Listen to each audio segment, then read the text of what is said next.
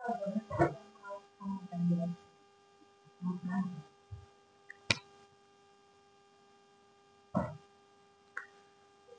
পরীক্ষার্থী, তোমরা সবাই কেমন আছো? আশা করি ভালো আছো। আজকে আমি নিয়ে এসেছি দিনাজপুর বোর্ড 2023 সালে একটা পরিসংখ্যানের অঙ্ক আসছে। ক নম্বর এবং খ নম্বরের সমাধান আমি করব। আর তোমরা জানো গ নম্বরে সব সময়ের জন্য অজীব রেখা, গণসংখ্যা বহুপদ, আয়ত লেখা থাকে। এটা আমি অন্য একটা ভিডিওতে আলোচনা করব। আমি ক এবং খ তে যে জিনিসগুলো থাকে সেগুলো আলোচনা করছি, এগুলো তোমরা আয়ত্ত করার চেষ্টা করো। আর দেখো ক নম্বর বলছে যে, এখানে বলছে নবম শ্রেণীর 40 জন শিক্ষার্থী গণিতে প্রাপ্ত নম্বর গণসংখ্যা নির্বাচন সারণী নিম্নরূপ। শ্রেণীব্যাপ্তি গণসংখ্যা দেওয়া আছে। ক নম্বর প্রচুর শ্রেণীর মধ্যমান বের করো। খ নম্বর উপাত্তের মধ্যম নির্ণয় করো। তাহলে এখানে প্রচুর শ্রেণীর মধ্যমান বের করতে গেলে এখানে সর্বোচ্চ গণসংখ্যা যেখানে আছে সেটার যে শ্রেণীব্যাপ্তি সেটাই হবে প্রচুর শ্রেণী। তাহলে কত আছে? 10। আর প্রচুর শ্রেণী আছে, তাহলে এই 10 এর প্রচুর শ্রেণীব্যাপ্তি কত? 61 থেকে 70। তাহলে মধ্যমান সমান সমান প্রচুরক শ্রেণীর মধ্যমান বের করার নিয়ম হচ্ছে নিম্ন সীমা প্লাস উচ্চ সীমা ডিভাইডেড টু ইকুয়াল মধ্যমান। তাহলে কত আসে দেখো তো? 61 যোগ 70 আমরা করি 131 ভাগ 2। এটা যদি আমরা ভাগ দিই 2 দ্বারা, তাহলে 65.5 অ্যান্সার। ওকে, আচ্ছা, এবার আমরা করব খ নাম্বার। খ নাম্বারটা আমরা সমাধান করব। রাখো, খ নাম্বারটা কি আছে? মধ্যক নির্ণয় করো। তাহলে আমরা এখানে মধ্যক নির্ণয় সারণী, মধ্যক নির্ণয়ের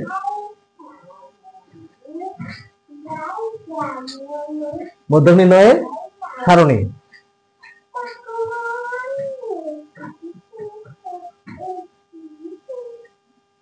আচ্ছা, মধ্যক নির্ণয়ের সারণী কি কি লাগে? মধ্যক নির্ণয় করতে কি কি লাগে আমরা দেখি। আচ্ছা, শ্রেণীব্যাপ্তি,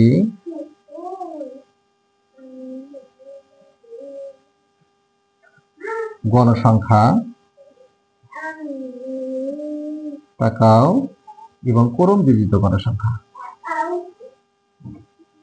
ক্রমযোজিত গণসংখ্যা। আচ্ছা, আমার কাছে স্কেল নাই, তোমরা সুন্দর করে স্কেল দিয়ে খাতায় মার্জিত ভাবে এগুলো টানবা, তাহলে আর দেখতে সুন্দর লাগবে। আমার এটা একা বাঁকা হতে পারে। আচ্ছা, শ্রেণীব্যাপ্তি কত? 41 থেকে 50, 51 থেকে 60, 61 থেকে 70, 71 থেকে 80, 81 থেকে 90, 91 থেকে 100। ওকে, আচ্ছা দেখো,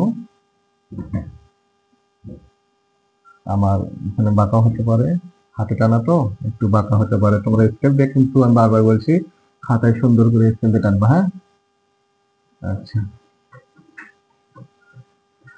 ওকে। গণসংখ্যা তো 5, 7, 10, 8, 6, 4। ক্রমযোজিত গণসংখ্যা আমরা বের করতে না, নতুন একটা জিনিস আসছে। ক্রমযোজিত গণসংখ্যা কি? ক্রমযোজিত গণসংখ্যা হলো, এই পাশে দেখো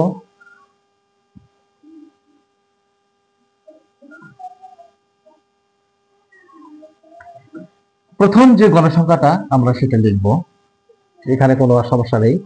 আর পরের যেটা লিখবো সেটা হচ্ছে এটা যোগ হবে। তো এটা যোগ করে কত হয়? 12। আবার এটা যোগ করে কত আসে? 22।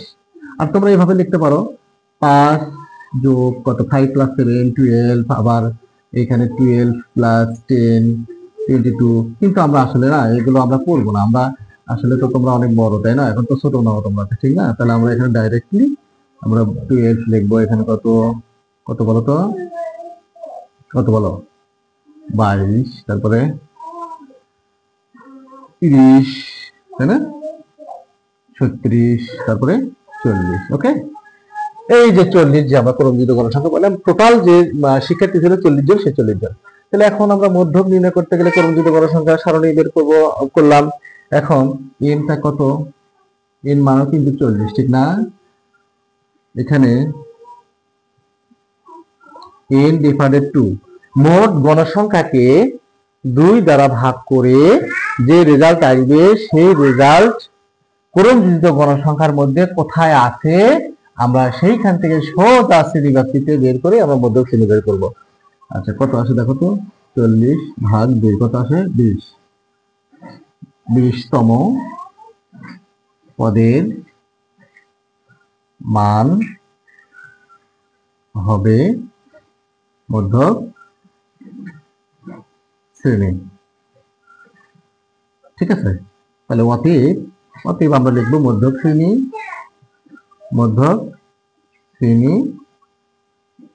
সমান সমান কত বলতো, 20 কোথায় আছে? তাহলে এদিক থেকে আমরা কিন্তু যাবো না, নিচ থেকে উপর দিকে যাবো না, উপর থেকে আসবো আমরা। 5 তার মধ্যে নাই, 20 এর কার মধ্যে আছে বলতো? 20টা আছে কার মধ্যে? 22-এর মধ্যে। সহজে আমরা এখানে দাঁড়ানোর পরে এইদিকে চলে আসবো। তাহলে এখানে কি চিহ্ন করে নাও, 61 থেকে 70। তাহলে 61 থেকে 70। আর মধ্যক করতে গেলে আমাদের মধ্যক শ্রেণী অবশ্যই নির্ণয় করতে হবে। ঠিক আছে, তারপর যখন আমরা পূর্ণচূড়ক করব তখন পূর্ণচূড়ক শ্রেণী বের করতে হবে। তো যাক, এখন আমরা মধ্যক শ্রেণীটা পেয়ে গেলাম। আর মধ্যক নির্ণয় করতে গেলে মধ্যক শ্রেণী যখন আমরা পাবো তখন বাদ বাকি অঙ্ক করতে আর আমাদের কোনো সমস্যা হবে না। তাহলে মধ্যক শ্রেণী আমরা পেয়ে গেছি, এটা ঠিক আছে না? তাহলে এখন মধ্যকের সূত্রটা আমরা জানি কত, সেটা লিখবো। আচ্ছা, তোমাদের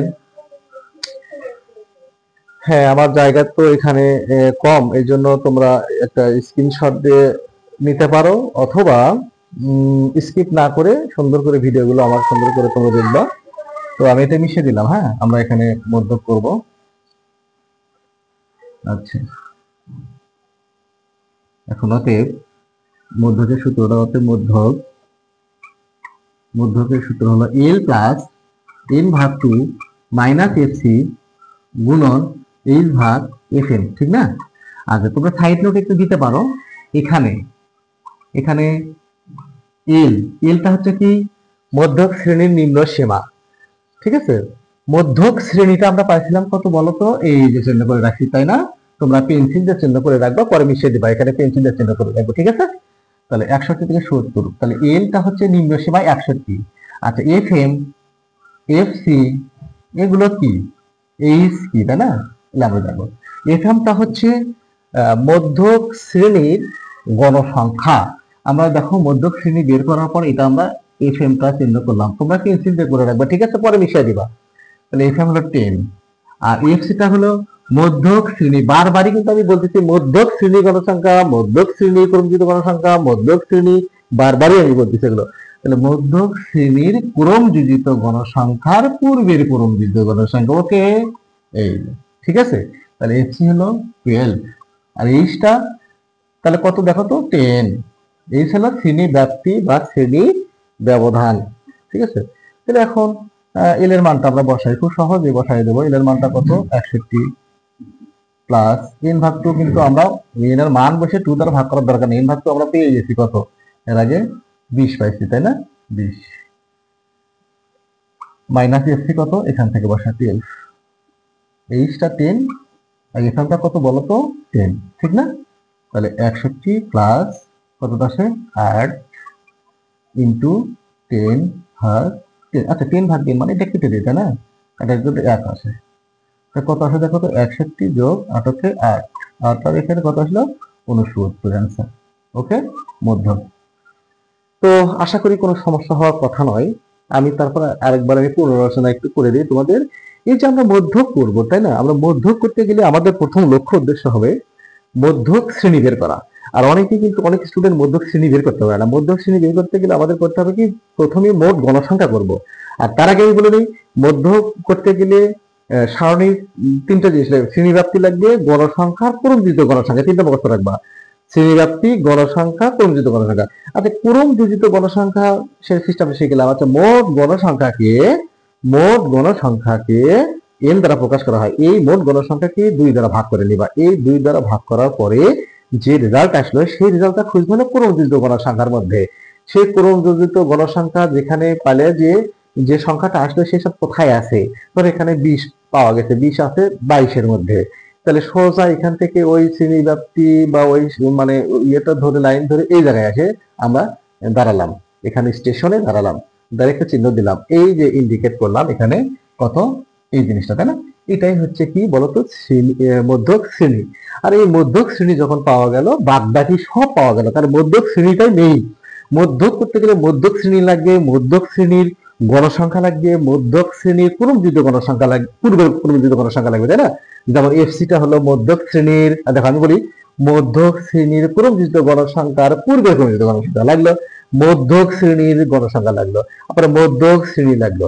এইভাবে শ্রেণী ব্যবধান কত সেটা দিলে হয়ে গেল। তাহলে আমাদের এটা সুন্দর মতো আয়ত্ত এসে গেল। আমাদের আশা করি আর কোনো সমস্যা হওয়ার, তোমাদের কোনো সমস্যা হওয়ার কথা নয়। ঠিক আছে? এইভাবে তোমরা বাসায় প্র্যাকটিস করবা, আশা করি তোমাদের উপকারে আসবে। আর আমার তোমরা যদি আমার চ্যানেলে নতুন হয়ে থাকো, আমি বারবারই বলে সেটা তোমরা একটু ফলো বাটনে ক্লিক করে রাখবা, তাহলে পরবর্তীতে যে ভিডিওগুলো আমি দেব সেটা সহজেই খুব তাড়াতাড়ি তোমরা পেয়ে যাবে। আর যদি তোমরা আমার মানে ফলো আগে করে থাকো অথবা সাবস্ক্রাইব করে থাকো, তাহলে কি করবা, তাহলে এই জিনিসটা আর লাগছে না, তোমরা লাইক কমেন্ট অথবা শেয়ার করবা। কোনো কোথাও কোনো সমস্যা থাকলে তোমরা এটা আমাকে জানাবা। ঠিক আছে? তো আজ এ পর্যন্তই থাকলো, পরবর্তী ক্লাসে আমরা অন্যটা নিয়ে আসবো। ঠিক আছে? আর তোমরা নিয়মিত পড়াশোনা করো, সবাই ভালো থাকো, সুস্থ থাকো, এই দোয়া তোমাদের জন্য করি, তোমরা আমার জন্য দোয়া করবা। খোদা হাফেজ। আসসালামু আলাইকুম ওয়া রাহমাতুল্লাহি ওয়া বারাকাতুহু।